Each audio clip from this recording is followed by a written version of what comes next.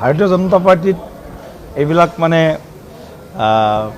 প্ৰশ্নৰ উত্তৰ আপোনালোকেও জানে যে বিজেপি এনেকুৱা এটা দল যে মুখলৈ নোচোৱা দল বিজেপি, কামলৈ চোৱা দল বিজেপি। যোনে ভাল কাম কৰিছে তেওঁলোকে যাক ৰাইজে ভাল কাম কৰা বুলি ক'ব, বিভিন্ন ছাৰ্ভে ইত্যাদিত গোটেই কথাবিলাক প্ৰতিফলিত হ'ব, তেওঁৰ মৰণ নাই। আৰু যিবিলাকে হয়তো ক'ৰবাত কিবা গণ্ডগোল কৰিছে বা গণ্ডগোল কৰাৰ এটা প্ৰতিফলন হৈছে, তেতিয়াহ'লে তেওঁলোকৰ অসুবিধা নিশ্চয় হ'ব।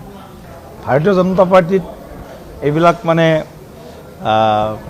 প্ৰশ্নৰ উত্তৰ আপোনালোকেও জানে যে বিজেপি এনেকুৱা এটা দল যে মুখলৈ নোচোৱা দল বিজেপি, কামলৈ চোৱা দল বিজেপি।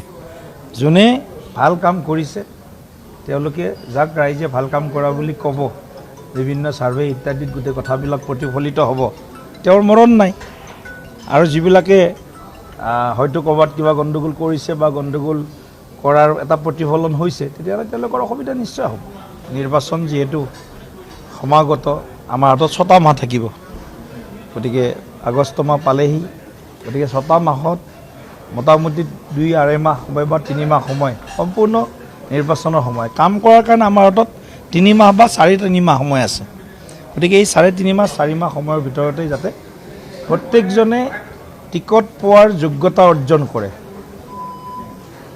টিকট পোৱাৰ যোগ্যতা অৰ্জন কৰি, টিকট বিচাৰিলেই নহ'ব, টিকট পোৱাৰ যোগ্যতা অৰ্জন কৰি জনসাধাৰণৰ আস্থা বিশ্বাস যাতে শক্তিশালীভাৱে পুনৰ মানে ঘূৰাই আনিব পাৰে বা পুনৰ তেওঁলোকৰ মানে আস্থা বা বিশ্বাস অৰ্জন কৰিব পাৰে, তাৰ কাৰণে সকলোকে ৰাইজৰ লগত